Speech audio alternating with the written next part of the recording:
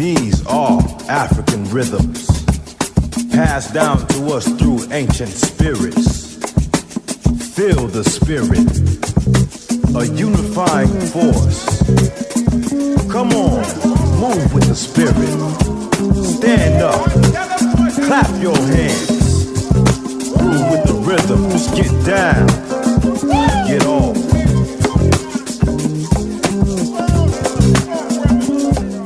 Welcome to Africa World Now Project. I'm your host and producer, James Pope. Today, evolutions in the Black Freedom Movement with Ashanti Omowali Alston. Africa World Now Project is next.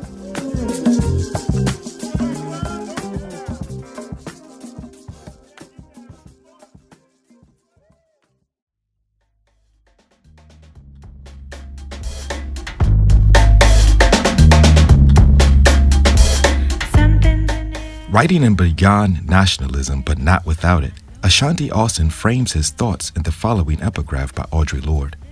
We've been taught either to ignore our differences or to view them as causes for separation and suspicion, rather than as forces for change. Without community, there's no liberation. Only the most vulnerable and temporary armistice between an individual and her oppression. But community must not mean a shedding of our differences, nor a pathetic pretense that these differences do not exist. Moving through Ashanti's intentional and critical engagement with anarchism, he situates the sociopolitical worldview in an African context in his article Towards a Vibrant and Broad African-based Anarchism, where he provides an important port of entry to expand the work that others such as Sam Mbah, Igariwey, and the Nigerian Awareness League have provided as the foundational premise of expanding dominant expressions of anarchism as a sociopolitical frame that can guide or more appropriately further radical and revolutionary thought. In fact, Ashanti highlights the fact that ideas and concepts that anarchism and anarchists wrestle with, such as, but not limited to, communalism, non-binary conceptualizations of gender and the role of the individual in relation to the community, to society, and direct democracy are fundamental and inherent in indigenous African socio-political and cultural fabric. Ashanti Omowali Alston, revolutionary, speaker, writer, organizer, political theorist, is one of the few former members of the Black Panther Party who identifies as an anarchist within the Black Liberation Movement. As a result of his membership in both the Black Panther Party and the Black Liberation Army, he served a total of 14 years as a political prisoner and prisoner of war. He has visited the Zapatista movement, organized with anarchist people of color and the Malcolm X grassroots movement, and is currently on the steering committee for the National Jericho movement to free U.S. political prisoners. Ashanti has authored a number of chapters, articles, pamphlets, and given talks and lectured around the world. Some of his work has appeared in Anarcho-Blackness, Notes Toward a Black Anarchism, Childhood, and the Psychological Dimension of Revolution, Black Anarchism, a Reader, Let Freedom Ring, a collection of documents from the movements to free U.S. political prisoners, Anarchist Panther, Journal of Prisoners on Prison, and No Against Adult Supremacy, to name a few. Concepts and ideas that frame this present discussion are centered on autonomy, the impact, influence of the Black Power movement on the Zapatistas, the role of land as a fundamental component of liberation, visions of freedom. Where are we now and where are we headed in terms of an organized collective front, and this in relationship to the necessity to build a program of action that can sufficiently counter the present conditions of our global world order. Using some of Ashanti's work, such as Towards a Vibrant and Broad African-based Anarchism, What's a Black Man Doing Here in Zapatista Land, Journey into the Mississippi of Mexico, and Beyond Nationalism, but not without it, we set the terms of engagement that will undoubtedly frame future conversations where we think Black out loud in public space. Critical engagement with knowledge production and intentional exploration of radical ideas are a necessary component to materializing the freedom dreams of those who came before, those who chose or were called to struggle for a different world. For Ashanti, our struggles are not just against capitalism, too simple. Our struggles are not just against racism. That's also too simple. There are all kinds of negativisms we are fighting against, and just as important, all kinds of worlds we are fighting for. That's why the whole idea and practice of convergence and spokes councils are so important to activists in general to learn from and enhance, because they are thinking about making space for all voices to be heard and factored into the decision making, so whatever activities come forth from it prefigures the kind of new worlds we truly want. Ashanti goes on to write, "To my folks of color, come envision. Envision a world of worlds within our world where there's principled coexistence within the wonderful diversity of the Black community. Harlems, Spanish Harlems, Watts, hip-hop communities, villages of the Carolina coast, college communities, gay, lesbian, bisexual, transgender communities, Zulu Nation, New African, religious communities that come together mainly on Saturdays or Sundays, squatter communities, outlaw communities, Kemetic communities, Igbo, Ghanaian, Sierra Leonean, Ethiopian, Rasta neighborhoods, nomadic poet-artist tribes, and then those of us who just be plain ignorant and harmless and crazy when we have to be, and fun-loving and like to journey through and between communities and sometimes just create new mixed ones. What if and how?" Ella Baker said, "We can do it if we just trust ourselves and get away from leadership-led revolution." Kwesi Balagoon said, "We can do it if we are willing to create a chaos that will shut this mother down." Audre Lorde said, "We can do it if we learn to love and respect our beautiful diversity and reject the tools of our oppressors." Harriet Tubman said, "Ain't a better way to live than at war for a righteous cause." And Frantz Fanon said, "If we smack that mother across the face, drive that pig out of our territory at gunpoint, it is liberating for our soul. Through the imagination, all is possible." Our show is produced today in solidarity with the Native, Indigenous, African, and Afro-descended communities at Standing Rock, Venezuela, Corporation Jackson in Jackson, Mississippi, Brazil, the Avalon Village in Detroit, Colombia, Kenya, Palestine, South Africa, Ghana, Haiti, and other places who are fighting for the protection of our land for the benefit of all peoples. Listen intently, think critically, act accordingly. Enjoy the program.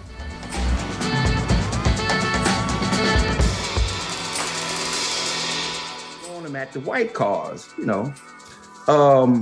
But then there was another day, maybe the next day, it was a certain calmness in this one black car. I mean, I'm talking about black color car, driven by black folks, on the top of the hood, written in large letters, "Black Power." I'm like, wow. And it made me proud, made me feel proud. And it made me feel like I want to be a part of the struggle. I want to be a part of those who are willing to stand up and fight and do what these brothers and sisters is doing. But so now it's like, I want to read more, because I wasn't a great reader.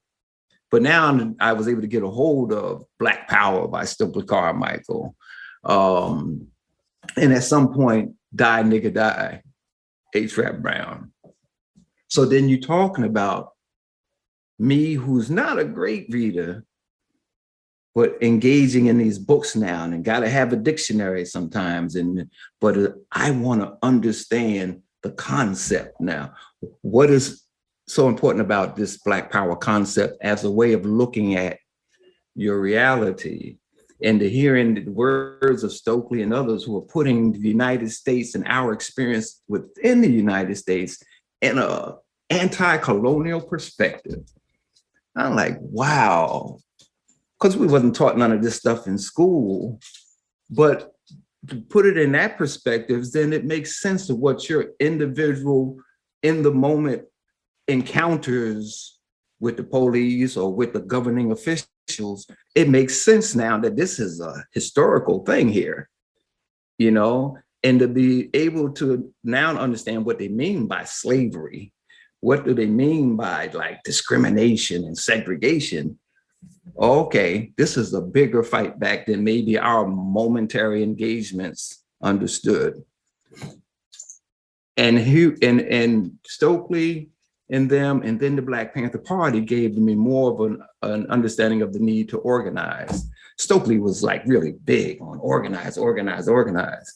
And the Panthers when it came time that we found out about the Panthers was also talking about standing up and fight, but then they threw in other terms, socialism, you know, in books like Karl Marx and Mao Zedong's Red Book,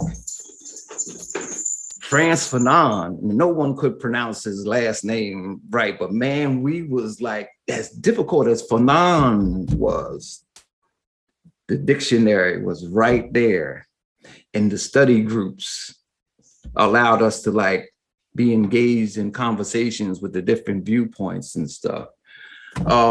So this is like me going through this period, and the more that I understood how complicated this struggle was, how many other layers was there, and what the role of these institutions were, I wanted to be involved with more Black Power movement organizing, and then Black Panther Party organizing.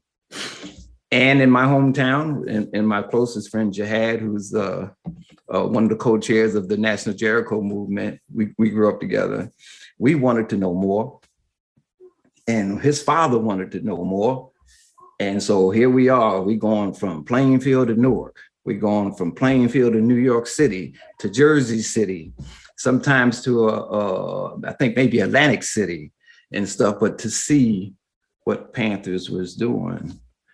And we was able to learn by going there, and them allowing us to be involved with the different organizing, encouraging us to read, help sell the newspaper, to see the role of the newspapers in helping to fund the, you know, the organizing programs.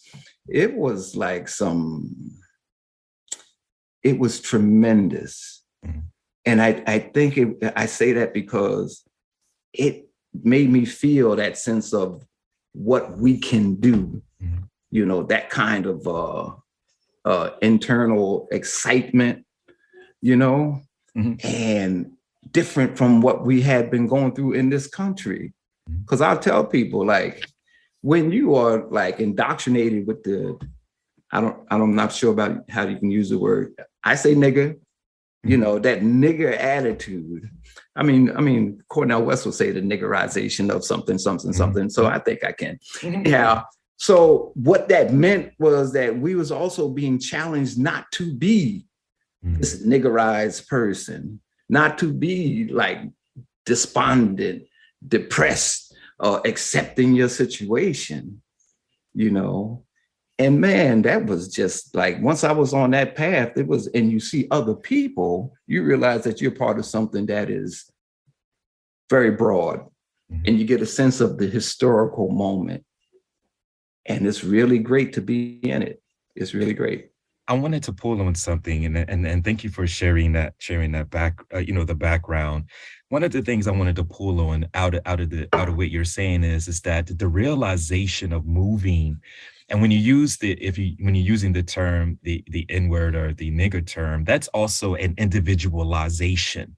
And it seems to me that there was a collective process that is going here. You talk about your friend Jihad, that collective process and engaging and thinking together about the moment, but also you mentioned possibilities of freedom, the possibilities of moments that are not seen at the moment, that are not there at the moment. Right. They're forming. So there's possibilities of freedom that is also merged to a long tradition of fighting, of resisting those particular. So it seems to me that that what's happening here, is that you're breaking out of this individualistic mindset. You're moving into it. Could you speak a little bit more about the context of that, the collective processes of study, the collective processes of engaging in organization efforts? Right.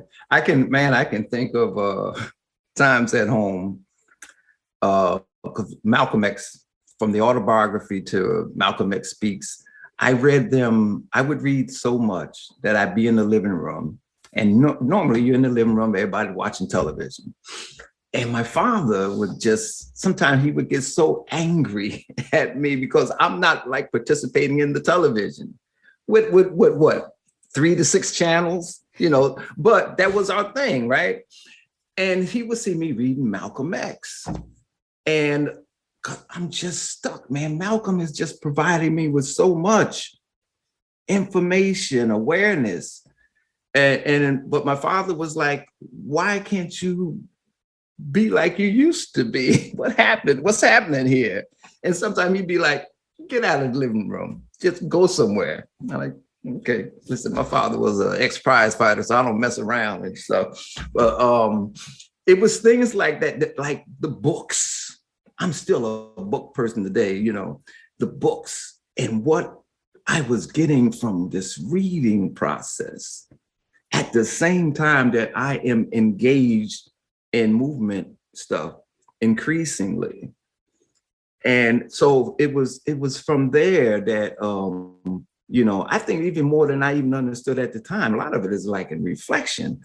The more I read and understood, the more that it allowed me to increase my participation, like in reading Frantz Fanon.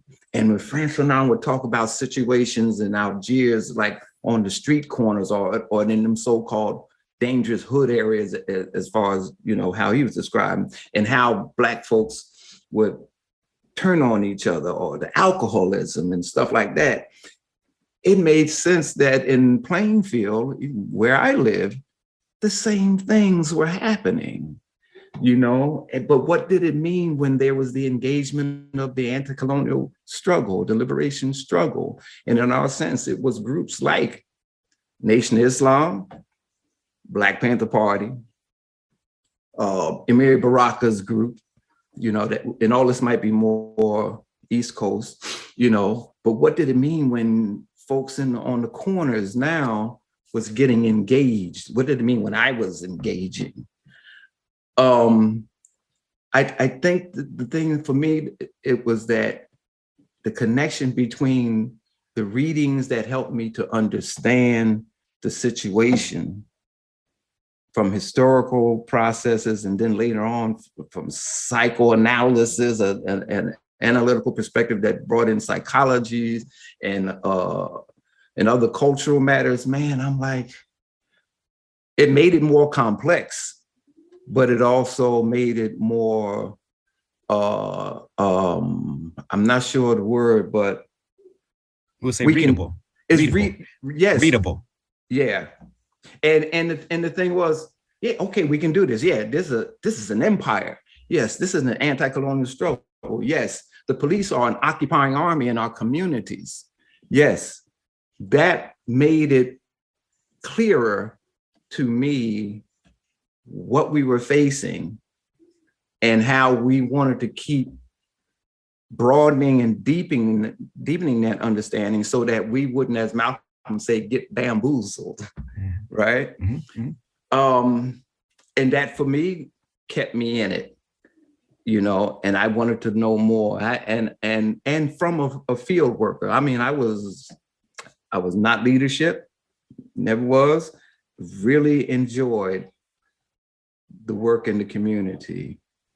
And I think the thing even about that was now you are interacting with folks in the community who are still trapped in that mindset. But when they see you doing this work, they may take a chance themselves into wanting to find out more about what you're doing and what you're about. If they see this, like we had a free lunch program because we started in the summer in Plainfield. First, the kids are there. They don't mind the kids coming, but sometimes that'll also give them permission. They give themselves permission to come into the office yourself, come to the program yourself. And you having conversations with them now from, say, like this Panther perspective, and to see folks come and then want to help. Oh my God, all the things about we can't do this, we can't do that, we will never come together, we ain't shit, all this you can see begins to crumble in the community. So in that sense, you ain't just talking about Panthers, you're talking about a whole Black culture that's in this period of transformation, and how intoxicating in great ways it can be. You're walking down the street, hear the bus going by and somebody throws out the Black Power fist and you throw up yours. We all got these afros going on. We all got these dashikis and other African clothes and changing our names.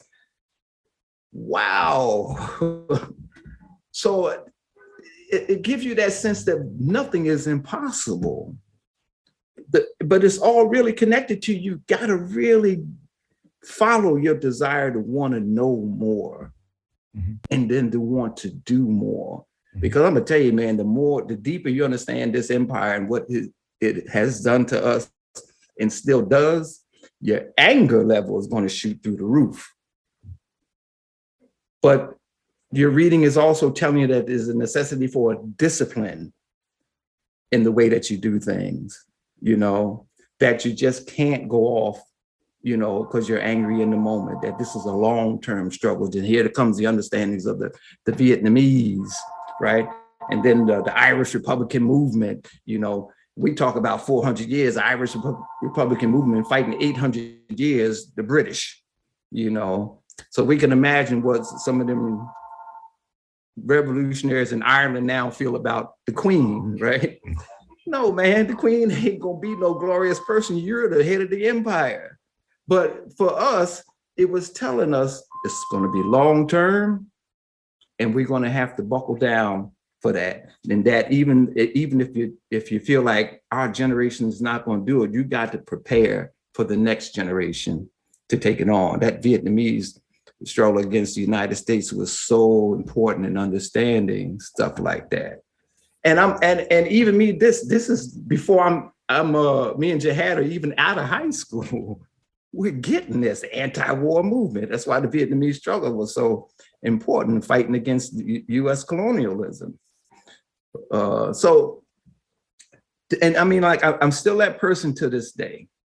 I read because I want to understand how we can win, and what we're willing to do in order to win. And that's not always the more machismo stuff like the fight with weapons. That is just even maybe more important is, as Amilcar Cabral will say, the struggle within. What will you do to change within in order to be this person who can bring all your gifts, all your potential into this struggle that helps you in a collective effort to overthrow these oppressions that we suffer? No, you can't believe you just filled up my 2 pages of notes. There's so many things that you said, but I'll try to keep it compact and calm as possible. One of the things that you're talking about in this reading process is that, Paulo Freire in Pedagogy of the Oppressed and also in the work that he was doing in the context of reading is also related. The reading on words on page is related directly to reading the world. And the language that you're looking for is a language of genealogy. How do we map what we're doing in a tradition in the processes of understanding that there has been fights consistently? You mentioned the 800-year struggle. You mentioned, and we're going to move into the Zapatistas. We're going to move into how do we understand the genealogy. So the reading is also moving you to what also we would consider to be a Paulo Freire. And also I do a lot of writing on critical consciousness, how to move one's awareness to actually doing something about being aware. Right. And that's what it seems like that you're doing. And just to also add another point in here, you mentioned your friend, your best friend, Jihad. Jihad is also a term that means, but people think about it as a struggle, external, but it's a struggle internally first to understand how could you talk a little bit more about the internationalism? You mentioned anti-colonialism. So you're becoming very, very much aware of what's happening in the world as well. Yeah. You mentioned the Viet Cong, all of this. That, I think that was the Black Panther newspaper played a big part, and then being able to get other movement newspapers at the time, because at the time there was so many movement newspapers that would help you to understand the international situation. But the Black Panther newspaper, it's like we were required to read that newspaper from front page to the back page before even selling it. So in the process, you're learning about these other struggles. The struggle of the Vietnamese people became very important because it was so resourceful.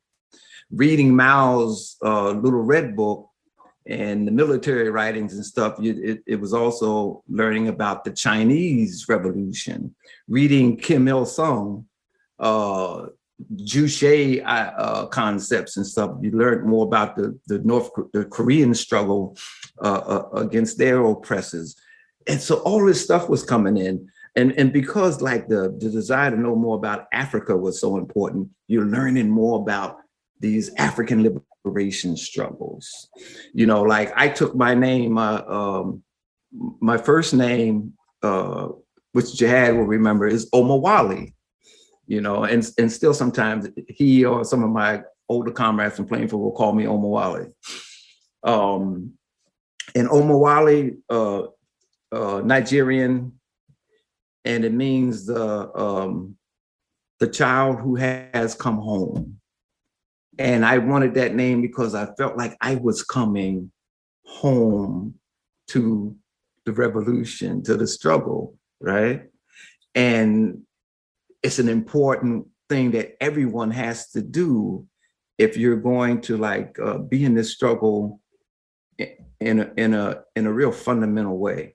And then the Ashanti, reading W.B. Du Bois, The World in Africa, and reading about the struggles of the Ashanti nation against the British, and the fact that they fought the British in 6 wars and was able to defeat them until the last one because the British overwhelmed them with the military technology and stuff. I wanted that because it was resistance, the willingness to continue to resist. But in the process, I learned about the struggle in Ghana. I learned about Kwame Nkrumah. These is my folks. And I mean, in all of Africa, this is our folks that we have been deprived of knowing through this white supremacist empire, you know, but then to find the information that connects you. And that whole connection with Africa has such a strong spiritual content when you realize that they have made this continent seem like it's just a jungle of ignorant savages. And to realize that you come from a very rich place with many people that have contributed so much, from Egypt down to South Africa, you know, from the East Coast to West Coast. For me, it again was giving me new parts to who I am in this world. And then when you learn about the liberation struggles, Malcolm used to talk about them, and I used to underline so much in Malcolm's books, but now I'm learning how to do some research. If it talks about the struggle of the South Africans, or if it talks about the Angolans or the Mozambique, I want to know more about them struggles. And then because of the Panthers, and many people want to know the Panthers, sometimes you get to meet some of these people from other countries. I remember meeting people from Japan and South Africa and some other places. And you know now that it ain't just you locally.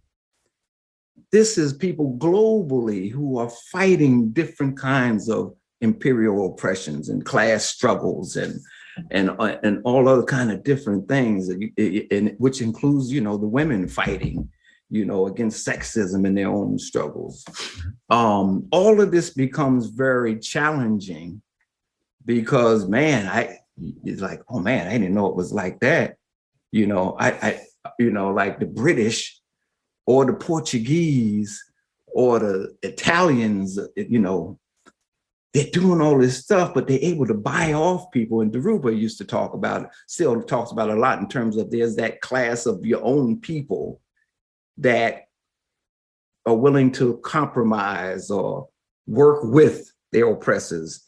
And it's really against the interests of your liberation because they want to just fit in. So at the time, you know, all these struggles is teaching me so much. But it's also showing me that we are really not just local, that what's going on is really global. And it just fortifies you more to want to continue and to believe in the possibility of victory. Mm-hmm. I think that part was so important to me, that, man, we can actually win. You would have Layla Khalid, Palestinian revolutionary, not PLO, not the Palestinian Liberation Organization, but one of the other more radical ones. She hijacks a plane once. They take her to prison. She gets out through the power of the Palestinian struggle and hijacks another one. She becomes so important just as being a woman, taking this kind of operation on and showing that whatever the empire got, their massive planes, technology, you can take them and make them do as you will, you know? And it showed me that we can, from individual operations to larger, we can do what we choose to do. And that consciousness played a part later on when I'm underground and we're trying to get some folks out of Manhattan House of Detention. It's like, oh yeah, we can do this. That our attitude, we can do. Even as guerrillas, we can do. But even as a community organizer, you already sense, you know, from that time my mother took my hand, you know, on that march, ordered all the junior highs and high schools marched down to City Hall and demanded Black history and got it the next school year. We can do, you know, that thing. There's nothing that we can't, you know. Do the impossible is one of them expressions that was so big. But it showed us that people were struggling all over the world, but also you do find out that our own struggle, it just ain't start here, that it did start on that continent, and that we fought every inch of the way. And it is so great to know that. I think the only difference for me now is to understand in terms of the psychology of conquest, you know, like not everybody fought back, you know. What did it mean for those who didn't? Or what did it mean for those who did but were captured and not killed, and you still put them in the process of enslavement? What did it do to the psyche? What did it do to the spirit? You know, so that part, I think those in my later years, and now it's like I want to understand more of that process, because that also is going to help me figure out some different ways that I might want to engage people today, different from back then, you know, because then you get why Amilcar Cabral would say certain things, or James and Grace Lee Boggs' writings, or some of the radical psychologies. They want to help you to understand, how do you reach those who still fear freedom, who fear liberation, you know, because this is now 400 years. It ain't an easy process. And it feeds into also how, you know, like even when we deal with today, sexualities and stuff, and a lot of my nationalist brothers and sisters, I feel like we still have to challenge ourselves in terms of like, we don't want to work with people that have this kind of sexuality, or that's kind of, or they just, they change who they are and stuff like that. This is my daughter. I'm on this thing, girl. Hold on. Can I have ramen for lunch? Yes, but when I finish, for 30 minutes. You can edit that part. Anyhow, so, but that same process was then, because I mean, back then, if you're fighting in the streets back in 67, it's a certain understanding. You're frustrated, you're angry. But then when the ideology comes and the analysis comes, you can understand why organization and certain kinds of organizations become important. Behavior becomes important. How we interact with each other becomes important, you know? So here's this whole thing. How was the African liberation movements? How did they deal with personal relations? How did they deal with the compromises all this stuff you want to know. And sometimes it has to be your own. You got to go through some things yourself and then deepen your understandings, and you go back and say, oh man, we could have did this better. We could have did that better. No, one of the things I wanted to pull on, and you mentioned this, and I don't think we pay enough attention to it, or we kind of separate it. You mentioned the spiritual awakening moving through Africa, right? Mm. As you're starting to realize that the weakness of empire is awakening, the intellectuals, is stimulating you intellectually. It's also motivating you to engage in facilitating the rupture of the empire as it's coming apart. Could you talk a little bit more about, the fundamental restructuring of the relationships that we have with ourselves, the environment, and also people, but also as you're trying to figure out the psychological aspect of people who didn't engage in struggle, what did that do? This is moving into the realm of Fanon, right? This is moving into the realm of colonizer colonized, right? Maybe, those type of things. Could you talk a little bit more about the spiritual awakening that I think is important, that is also simultaneously to being awakening, based upon one's intellectual engagement with empire, right? Could you talk a little bit more about that? I think that some of the kind of simpler things is around how, because we have been in this empire for so long, we don't realize how much we are a part of it until you start to kind of open up your consciousness. And every opening of the consciousness should lead to even your body feeling this, and from the simple things like, how we began to change the way that we dressed, change the way that we walked and talked with each other, or holding on to some of the things. We always had a sense of, like that thing of brother and sister and stuff, but now in the political realm, to call somebody brother or sister, it had an added meaning now. It was like, it was almost a sense of seeing ourselves as a people, and as some might say, as a nation within, just because of what this experience being in this empire has meant, to us. It makes you feel good. It makes you begin to accept more of who you are in the world, being in the world. That could be understood philosophically. So I think what was happening with us was that that good feeling began to get, I think, nurtured by so many others you saw moving in similar directions. Whether it was in your locale or whether it was what you started to see on television, or it seemed like at some point folks was beginning to travel to Cuba and the other African liberation movements and to North Korea and to China. But man, that I think that African thing, because they told you and had us believing for so long that there was something wrong with that, And now, man, the different colors of our skin, textures of our hair, nose, features, lips, and all this stuff is like, oh yeah, this is beautiful. This is beautiful. And it started to filter in the way that we started to raise our kids. There's something going on here, but at the same time, the system is going to do things to try to frustrate even that type of stuff too, with their power over media, different forms of media and stuff like that, so it was a constant battle.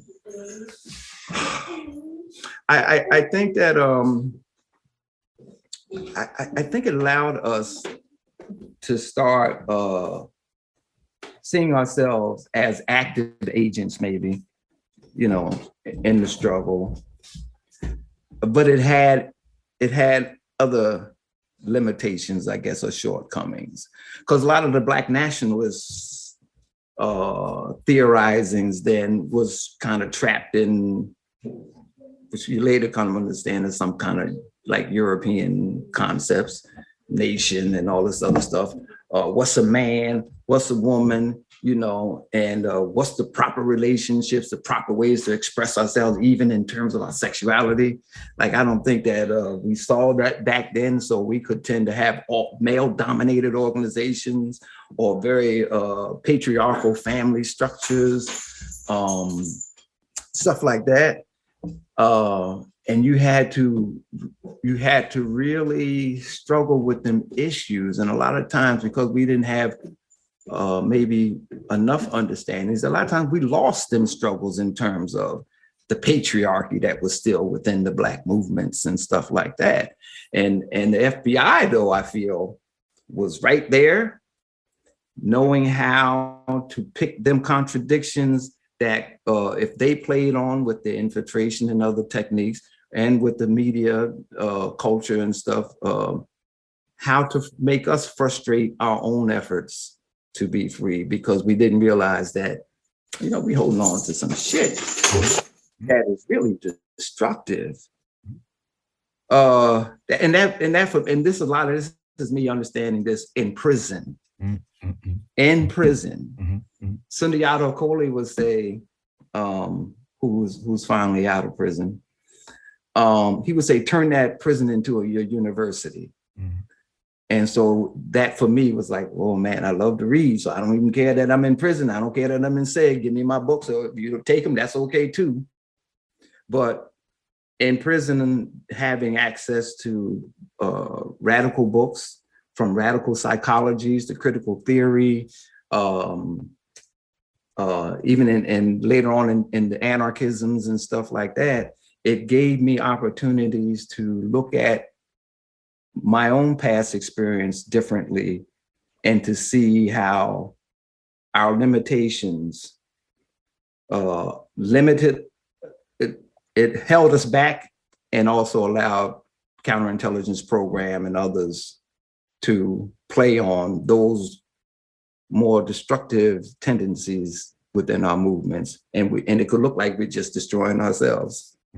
Yeah. No, this is an important point, and you led right up to the shift in the conversation that we want to deal with some of the the nationalisms, the autonomy, and the anarchy. Like, this particular process is this moving your intellectual development. So what we just set up, for our listeners to really understand, was a robust, really multi-layered, that moved you into organizational expressions, right? Because you mentioned the Panthers, you mentioned all of this is moving and developing your consciousness to be to do something, because you're also seeing the ability of empire. You're seeing the weaknesses of empire. So this moves you to organizational expressions. Of course, in the middle of this, you mentioned prison. Could you talk a little bit about this shift in your sociopolitical development? I shouldn't say a shift, an evolution, because you're building on this background, you're building on this collective processes, you're moving into.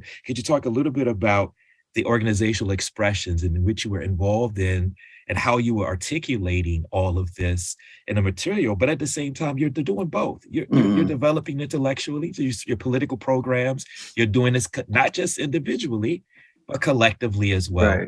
Right. And then you move, and then prison, of course, prison becomes one of these catalysts, right? These accelerators. Right. Could you talk a little bit more about that? And then we'll move into a little bit of the discussion of what is autonomy, and of course your writings on nationalism, but anarchy, but without. Yeah, I'll get the title. I'll get the title of that. But could you respond to what I just said? And while I can. Right. I think that the organizational, how it helped maybe me to shift organizational approaches, or my own within organizations, was you come out of the Black Panther Party, coming out of the Black Panther Party, it is a Marxist, Leninist, Maoist group at some point. Kim Il-sung's writings was prominent, and others, but in there, it allowed us to learn some of the basics of Marxism, like there's the dialectical method, there's the historical materialism. But the dialectical method for me became so important because it gave us a way to think more scientifically. It gave us a way to see the world in terms of contradictions and how things might change if you can understand more of the contradictory forces within a thing, and this particular thing in terms of let's understand this empire, let's understand capitalism, but let's understand the class struggles and all this other stuff. How does racism play a part in all of this? So that helps you to understand like how you want to be in this organization, how you want to perform within this organization. You're going to realize that you're going to learn a lot, and in the process, you're going to change a lot. You know, so from the Panthers though, and of course, you know, like there's a certain point there was a split in the Black Panther Party, 1971. Very important for me because it was me and Jihad and others understanding that, you know, we got a beef with the leadership. You know, Huey Newton and the others. It was hierarchy for sure. The power was all centralized with Huey and the crew in California. The Panther chapters and me and Jihad was able to experience some of this right in New Jersey because we would go to the Jersey City office, the Newark office, go to the Harlem office, and we see the effects of what happened when monies from the national leadership was not being sent back to the local chapters, and the local chapters were suffering in terms of being able to pay rent or provide other services that had established the Black Panthers in that particular neighborhood or town or city. But when the split happened, one of the things about those of us who opposed the Huey Newton and them was that we wanted something more collective, you know? And because of what we felt was happening when everything was centralized with Huey, Bobby Seale, and the rest. Now in prison, well, even before prison, there was the Right On Black Panther newspapers. There was no more mention of a central committee. We wanted to get more into something that sounded collective. I'm not saying that it was anarchist, but I'm saying it was definitely a critique of what happens when all the power is up top, you know, and it kind of gets into the anarchist thing about what power does. It corrupts. In prison, me starting to read more of anarchist stuff and even critical theory allowed me to see more of the dynamics of hierarchy, authoritarianism, and how it expresses itself in the individuals within an organization. So as I'm reading this in prison, man, I'm like, oh man, I begin to see like what happened when the leadership started getting more hierarchy and more hierarchy. It started getting more narrow, and people who opposed it or were critical were getting kicked out. Geronimo and others, the Panther 21 were being expelled, and all good people. So what we was doing within, this is in the ranks of the Black Liberation Army though, is that we wanted structures that were veering away from that allowed for us to have more say-so, more participation. Even within the prisons, we were spread out all over the countries, but had a kind of a secret communications going. Those things helped me to see that if I was ever out of this prison, these prisons, I want to also be able to organize in more horizontal ways. And that, you know, the anarchist influence and stuff, which also meant that I had to be careful of my behavior within organizations, with working with other people. And I know that even in the prisons, my relationship to other political prisoners or politicized prisoners changed. I was more willing to have a more non-political conversation, just about life, you know, or to be able to talk about sexism or ask people about their, you know, like some of the brothers would have these real rigid relationships with their female partners. And I could ask questions now, like, why is that so important that, you have this kind of rigid relationship with her? She's going through some issues just with you being locked up, right? It changed my conversation. It changed the way that I related to others. It was just not so political. It was also personal. So I knew that from there, that's the kind of things I wanted to do, and the kind of organizational work that I wanted to be engaged in. But it was all from what I'm reading. The radical psychologies, the feminist psychology was telling me a lot. Were telling me a lot about internalized oppression.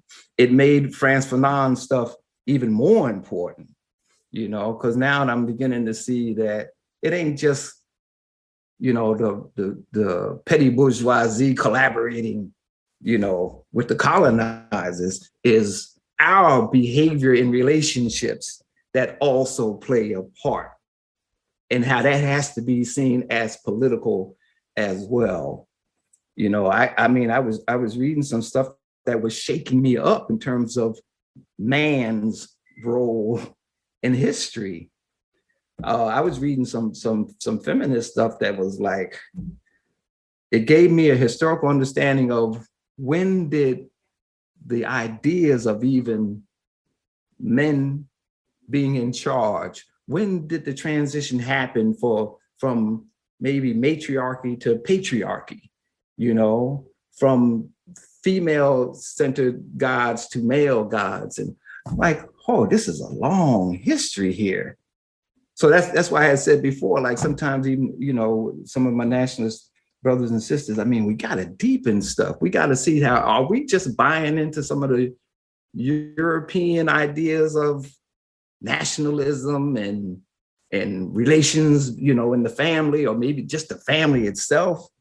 What is a man? Can we challenge it? So getting out was also me looking for ways to work with people who are on that vibe.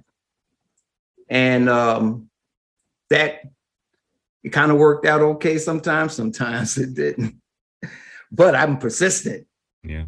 And then to find folks that who wanted to challenge Black movement, in some of these areas, from hierarchy to the sexisms, because we wanted full participation. And that's basically what it want, full participation in that kind of respect. And, that you give to someone who is becoming your comrade, And that means like, okay, if this person gay, that's okay. Is this person trans? That's okay. What about me? I'm straight. Is there supposed to be something so fantastic about that? Can we figure out how to create that kind of world, Zapatistas, where many worlds exist, right? And that has to manifest itself even in our most local dealings, not just on the grander scale, like Zapatistas did that stuff, man, and we're offering so much wisdom,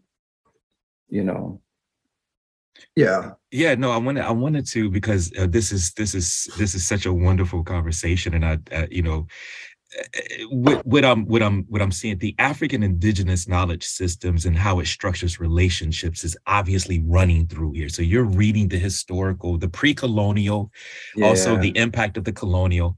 Fanon is also, a lot of people talk about Fanon, but forget that chapter on nationalism. Right. That chapter on nationalism. And so this is also leading, you to writing, a number of particular things, but in particular, beyond nationalism, but not without it, right? So you're looking how to restructure, but you're pulling on these Africanisms, or these deep-rooted, what we will call, when we think about African indigenous knowledge systems, right? And this is also moving into a critique, and critique is fine. Critique is fine of movement and its relationship, this relationship between autonomy, in the Black liberation movement, and how we actually can realize that.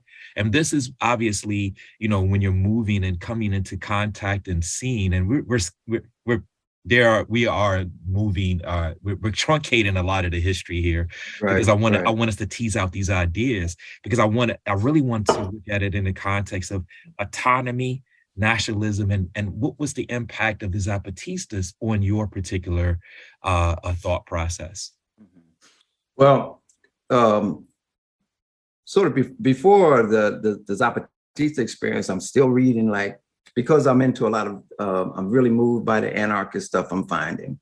And the anarchist stuff is giving me so much insight into different struggles that were not hierarchical, top down, and were more horizontal. So I'm like, oh man, this is all new thing, because you just kind of assume, like, well, we need leaders. And you just kind of don't question that. Well, the leaders tend to be men, so, but now it's like, no, we can challenge that. There are different ways of organizing.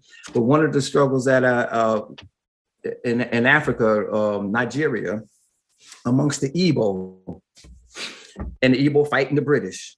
And there's a certain point where the Igbo women feel like the men are not doing enough. And they decide they're going to step up and take the leadership, and they begin to organize and fight in ways that was part of their cultural tools. One of them was something called standing on a man. And they would surround, what they would do in certain protests against the British, and them Igbo flunkies working with the British was to surround them, their house or hut, whatever, so that they couldn't even get out to perform their functions. And it was called standing on a man. It was just like they would surround and it prevent them from being able to even go to whatever, they needed to go to fulfill their collaborating functions or their imperial functions. That also allowed me to see that there was other struggles in Africa that was, and what the thing about the Igbo one, that it was horizontal. The Igbo had a thing about every man a king or something like that. So I'm not saying they're necessarily perfect in terms of the, sex, women and stuff, but it was definitely allowed for more participation from people, so that it wasn't just one way, top down. It had to go that way, but it allowed for different expressions. Then I learned about others. So while all this is happening, and it's so funny too, because I have my periods, ups and downs, which is, when I say ups and downs, another way of saying depression, right?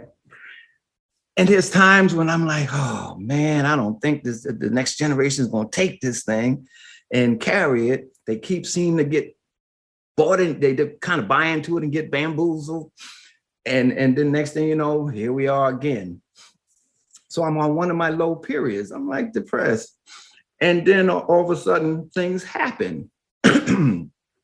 1994, I think, January 1st, maybe.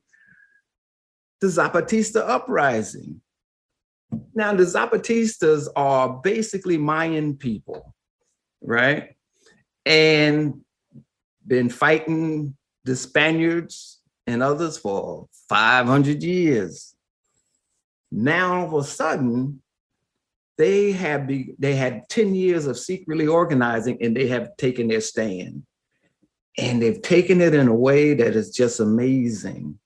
Because it's not like really like they got standing armies and stuff, but they are really basing a lot of their resistance on like their own Mayan tools, and also those who come from the universities and stuff who was involved with some more intellectual revolutionary thinkings in there.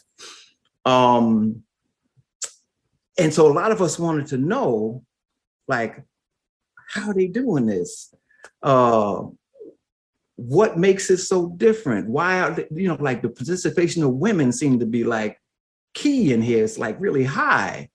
So some of us was able to go to Mexico and to the Chiapas, which is the basic area where the Zapatistas because they have now got control of massive amounts of lands.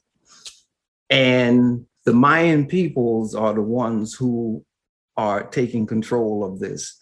And even the intellectuals in there, like Subcomandante Marcos, submit to the leadership of the Mayan people. They just bring their intellectual gifts, but their intellectual gifts are not seen as more important than the Mayan people's gifts.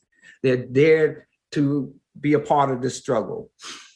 And even that relationship for me was like, oh, wow. Then that means like, just because, we got this analysis, we don't have to be the big brains.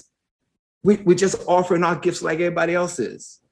So when we go there, we're able to see some of this. And we're able to see Zapatistas controlling land. So when you talk about autonomy and stuff, they're controlling their lands in defiance of the Mexican government, in defiance of the Mexican government's relationship to the US empire, and the empire and the Mexican government are in collaboration to try to frustrate these things. But so far, this movement is so community-based and so based in that Mayan culture that they can't shake it. When you go there, you got to ask for permission to go into a community. You got to tell them why you're coming. But then once they allow you in, you're able to see the inner workings of a people who, it's been 500 years, they have taken control of their land and they are growing their own food. They're defending this land. They're developing their own relationships, not only within Mexican society with folks who are potential allies, but internationally. And what it showed me was that what they're doing can be, I guess, translated into our situation, definitely just not the same way, because we don't come from communities like that, but we're in neighborhoods, we're in cities, we're in places like Jackson, Mississippi, that's 80% Black. The potential of us being able to take control, like the Black Power movement had originally said, is a possibility. But with the awareness that you got to defend what you take. And with the Zapatistas, the military part was not like the dominating part. It was the coming together of these Mayan people who were willing to, like, even with their bodies, push the military out. You'll see some iconic pictures of one community where the Mayan women are physically pushing the Mexican soldiers out of their community. And I'm like, oh my God, there are so many ways of fighting back. Fighting back is how they grow their corn. Fighting back is how they raise their kids. Fighting back is how they determine their relationships with others outside of their community. Fighting back is how they make space for women's participation, So there was times where we was at a conference in Chiapas, one of the communities, and you see all these people coming in. And what's different about it, they all got different outfits on, I'll say, men and women. And it all was like, if they're dressed a certain way, they're from a certain community. If they're dressed another way, they're from another community. But it's not just individuals, it is families coming.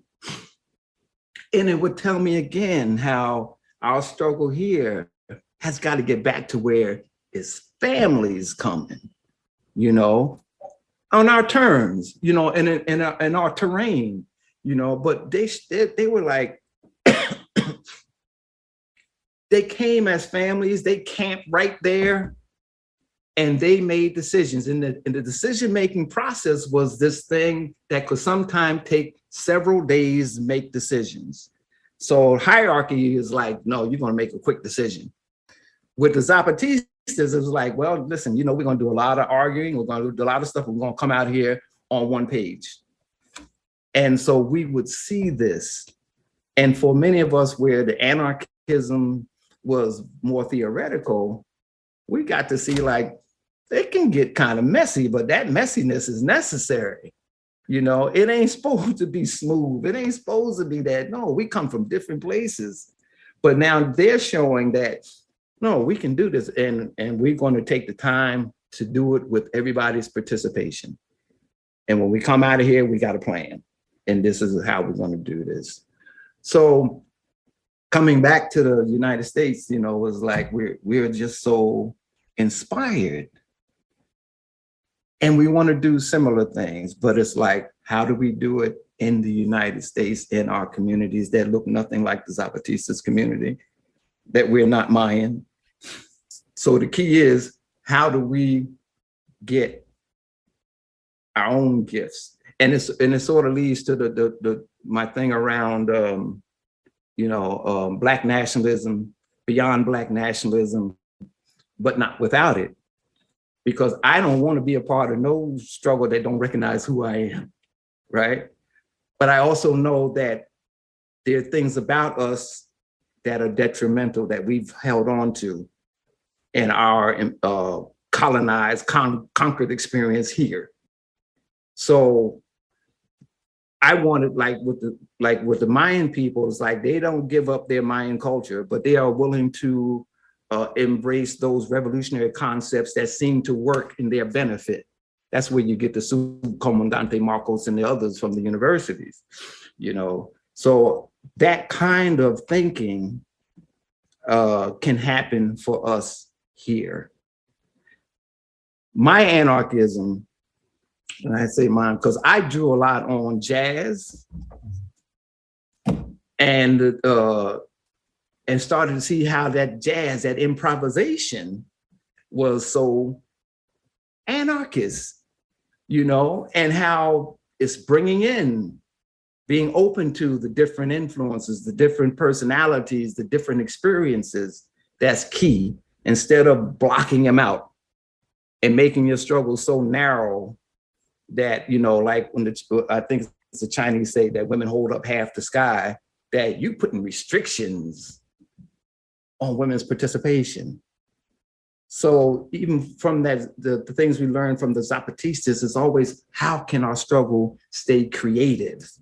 How can it be jazz-like, you know? How can it be like an ensemble of outlaws and spirits and, you know, but really grounded in the very everyday things that we do to survive and to be able to grow in terms of, I guess, a political expression that where we actually are moving towards the liberationary steps or projects that takes us further to the hilltop, you know. Yeah. No, I this just ringing in my mind right now is Almacar Cabral, Return to the Source. You know, this notion of, you know, and also this idea of an intrinsic value in African indigenous ways of being and forms of knowledge is polyrhythmicity, meaning that it's the ability to express multiple ways simultaneously, but it's all moving for the benefit of the collective. Yes. And that expresses itself in a very creative and innovative process. I often say, and we'll wrap up. We have to wrap up because I don't, you know, because we could be here all day. But I'm just reminded of one of the things that I say, and Robert D.G. Kelly writes about this notion of the radical imagination. And one of the things I often say is that one of the things that colonizers do is they do two things: control and redescribe or redefine what time means as a relationship to what a human means. That also has a direct relationship on our imaginations. You know, so if you could respond to that as we kind of put a pause in this conversation, because I know you have to go, I have to go. I want you to reframe that a bit. That was reframe what you just said. So one of the things I was thinking about in the context of what colonizers are being able to colonize the mind is that, you know, really arresting the way that we look at time. Right. which makes it a very hierarchical, very forceful process that you only have a minimum amount of time to do a minimum amount of things, which also has a direct relationship on us addressing issues, as you talked about the collective process, if it takes a few days. Malcolm talked about this at Hajj Malik Shabazz. When we go behind closed doors, we can hash it out, do what we need to do. When we come out, we're in a united front. Right. And the second thing was, that redefining of time also has to do with a redefinition of what it means to be human. Right. This is all coming from a very narrow European perspective of how, the world, which also has a direct relationship on our imaginations, being able to see and imagine and fight for and believe in and know that another world can be reconstructed based upon these fictitious notions of race, these fictitious notions of gender, these very limiting notions of what family and community are. So those are the types of things, that I'm hearing. I've actually pulled that from what you said. In relation to, I'm kind of working on these, trying to work these out myself. Right. Because I'm in the classroom, I'm charged with being in front of young minds. And one of the things I try to do and is really expand this notion of classroom, expand that the learning process is not just in this institutional space, but also let's use our imagination. Let's figure out how to tap into the creative. And so what I'm saying here is that, there's some synergy, in what you're doing in the context of what you have done and what you're intending to do in the improvisation, because I really love when I'm reading your work, and I'm also thinking about, towards a vibrant and broad African-based anarchism that you're writing about, right? So I'm thinking about all of these particular things, and I'm sorry I'm kind of throwing this at the end, because there's multiple things that you can respond to any of that, or as we come to a close. Like I said, I want to honor your time, and again, hopefully we can pick back up in another conversation. But if you could respond to any of that, because I'm thinking about your when you say your anarchism and pulling on jazz and improvisation. That's what I'm seeing. One of the things when I wrote the thing on towards a vibrant and African-based anarchism was me learning about the Yoruba, and in particular their god Ogun, right? And learn about how Ogun operates. But one of the first thing about even putting that out there, people might be like, if you're Christian, or you come out of the Abrahamic religions, you don't want to hear nothing about a culture that has Ogun, Obatala, and all these other folks. But so a part was like, we need to be more open to different ways that people experience the world, and not feel like, it's only the way that we see it, stuff like that, get away from like that kind of narrow thinking. But when I learned about Ogun seems to have been this type of god that, like, if he didn't like the way things was going, he might just disrupt the whole thing. Now, it made me think about an Eldridge Cleaver thing too, around Eldridge Cleaver was like, if the Central Committee ain't doing his job, then get rid of him, and Ogun seemed to have been that type that he was willing to disrupt the process and allow it to be in that period of disruption in order for us to be able to move to a better point. And so for me, I kind of saw Ogun also based on, Nigerian writer, Wole Soyinka, right? That he was kind of this anarchistic god. But when you're that, you have got to also become aware how you're stuck. And like you talk about that Western concept of time. And be okay if, like with the Zapatistas, you're in a gathering to make decisions. This ain't no speed thing. We ain't on no production line thing here. We're trying to get something to happen. That became more important, that we accept, like, we can take our time. That there are different ways of experiencing time. And also, I think where I'm at now, and it's like I probably do more reading now in spirituality, even in terms of my church is a Judaic church. And so I be reading, not necessarily my church do all this reading, but Kabbalah and all this other stuff. But it just allows me to see that how we see ourselves in this world becomes important. And it can't just get solidified, that we got to accept being bouncy in a sense. We got to accept that there's other things going on. There's other, there may be more than we even understand. And that very process can help us not fall into, I guess, a one-dimensional mindset, that we will constantly be open to experiencing our being in this world differently. And at different times, it may look like one way, another time may look like something else. And maybe that also will help us to be able to embrace others who we not used to embracing, but have some kind of, manufactured reaction to, and in spite of my criticism of Black Lives Matter, I mean, I think it was just so great that this movement was led by women and queer folks. And if they're taking the lead, I don't think it's no different from when we said in the Black Panther Party that the lumpen proletariat was going to be the leaders of the revolution. If we're stepping forward, we're asking you to step into this with us.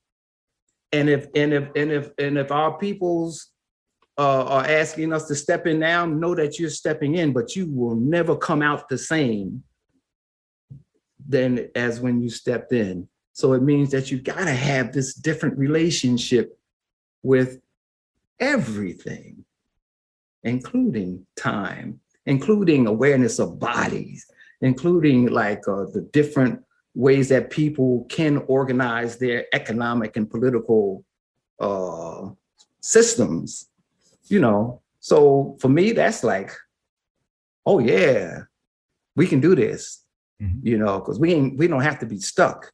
Mm-hmm.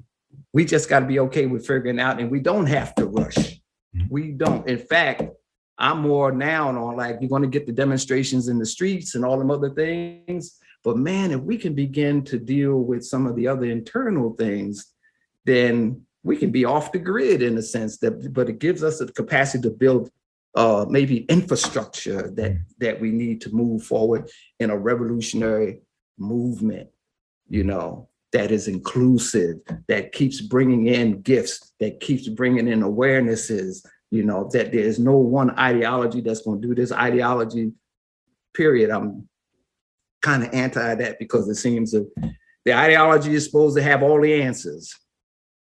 That don't work. But let's be open, because in opening, we can really figure out how to make our liberation happen. And the Zapatistas would say, walking, we ask questions. That part has to stay with us. Don't get stuck. We ain't got the answers to this. We ain't no people ever been in this situation like us here in this US empire. Never. So it's new. Ain't no roadmap for it,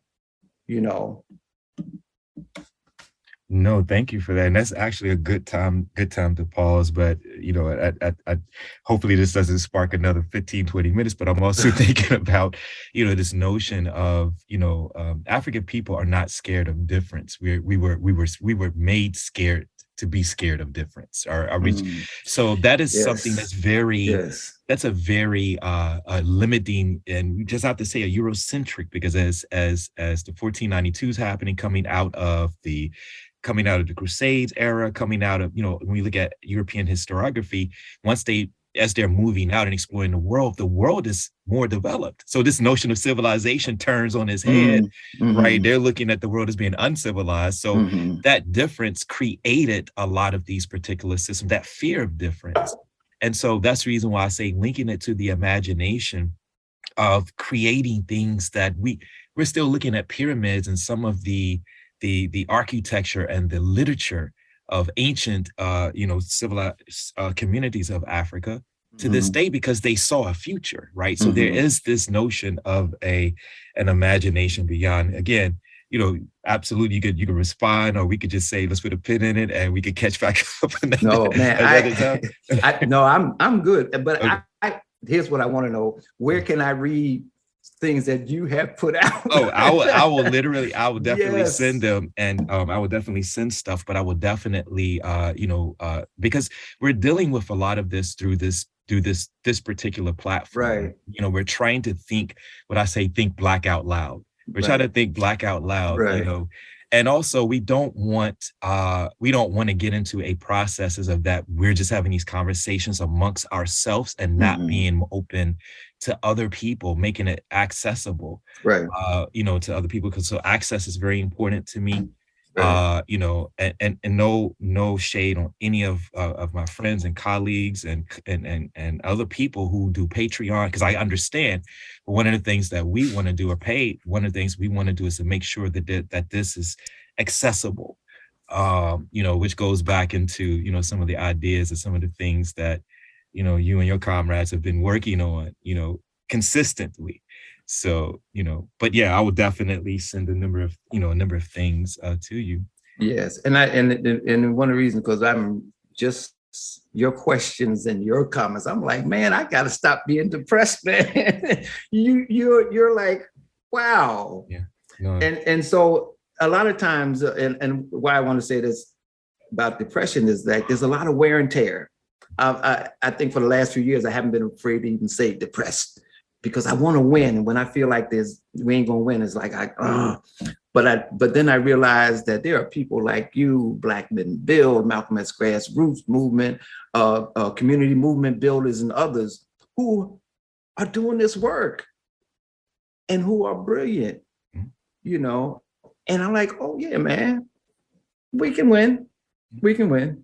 No, I appreciate that. And let me also say, I try to make sure that we're part of a collective.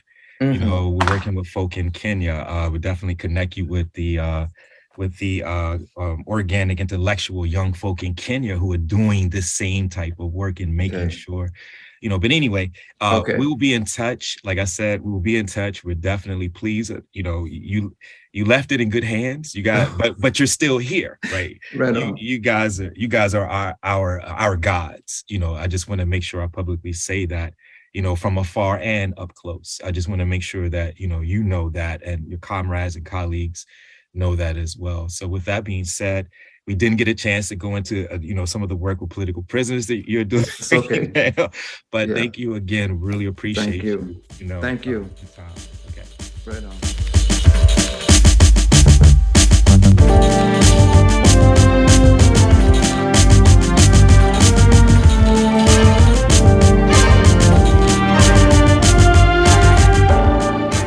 That's it for Africa Woke Now Project for this week. I would like to thank you for joining us today and look forward to spending time with you next week. We can be reached through all your regular social media platforms. Email africaworldnowproject@gmail.com. Follow us on Twitter @AFWRLDNWPRJ. Instagram @Africa World Now Project. Access to our other media platforms can be reached through the bios of our social media. I'm your host and producer, James Pope. The Africa World Now Project Collective consists of international media journalist, executive producer, and human rights activist Muiza Muntali, Africa World Now Project media correspondent Funa Ngonda, senior research content contributor and production director Dr. Tasneem Siddiqui, senior research content contributor and production associate Dr. Josh Myers, associate producer and content contributor Dr. Keisha Khan Perry, content contributor and filmmaker Kurt Orderson, technology advisor is Byron Gray of Grayworks Technologies, and creative directors, international creative and artist designer Tabassum Siddiqui and Judah Pope. Africa Woke Now Project can be heard every Wednesday at 7 p.m. on WSNC, NPR affiliate and broadcast service of Winston-Salem State University. Programs are archived and available on all podcast platforms. Search Africa World Now Project. Until next week, be safe, be peaceful, and above all, be intelligent. Breakaway rebel soldier, Devil been trying to hold ya, work away, rebel soldier. Devil been trying to hold ya.